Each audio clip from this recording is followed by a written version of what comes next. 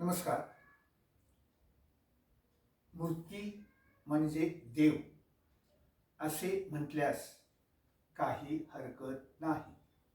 मूर्ती म्हणजे देव असे म्हटल्यास काही हरकत नाही.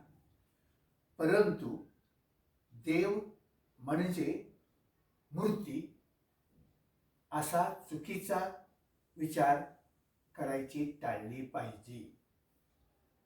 देव म्हणजे मूर्ती असा चुकीचा विचार करायचे टाळले पाहिजे.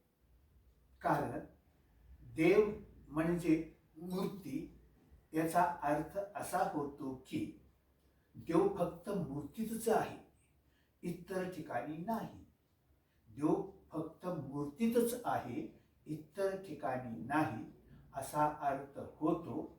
म्हणून देव म्हणजे मूर्ती असा चुकीचा विचार करायचे टाळले पाहिजे. असा चुकीचा विचार करायचे टाळले पाहिजे. लक्षात ठेवा. धन्यवाद.